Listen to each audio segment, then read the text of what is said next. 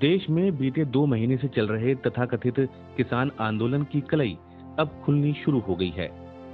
कथित किसान आंदोलन के समर्थन में पॉप गायिका रिहाना, ग्रेटा थनबर्ग, अमेरिकी उपराष्ट्रपति कमला हैरिस की भांजी मीना हैरिस व पॉर्न स्टार मिया खलीफा जैसी चंद विदेशी हस्तियों के ट्वीट्स सुर्खियों में आए हैं। इन सभी ट्वीट्स की शैली कमोबेश एक सी ही है और इस पर किसी को आश्चर्य भी नहीं होना चाहिए, क्योंकि ये सब भी भारत के विरुद्ध एक सोची समझी डिजिटल मार्केटिंग नीति के तहत चलाए गए प्रोपेगेंडा का हिस्सा है।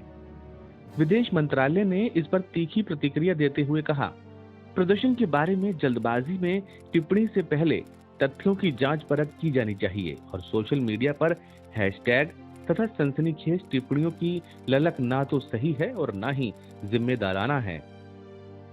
वहीं इस विषय पर आई विदेश मंत्रालय की कड़ी प्रतिक्रिया का विभिन्न भारतीय हस्तियों ने समर्थन किया है। वैश्विक हस्तियों द्वारा इस मुद्दे को उठाने के बाद अब देश के अंदर भी एक सुर में आवाज उठ रही है कि यह मामला पूरी तरह से भारत का है और केवल इस पर बोलने का हक भारतीय लोगों का ही होना चाहिए।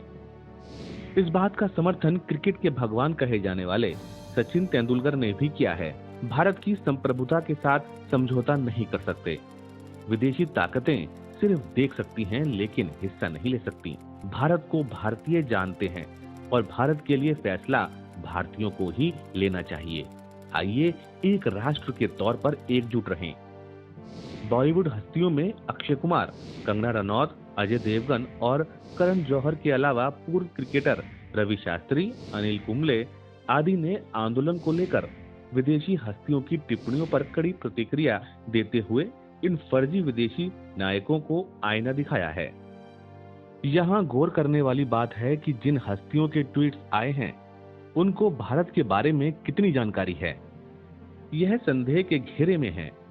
उस पर भारतीय किसानों की समस्या की जानकारी तो दूर, उन्हें खेती किसानी की ABCD भी पता नहीं है।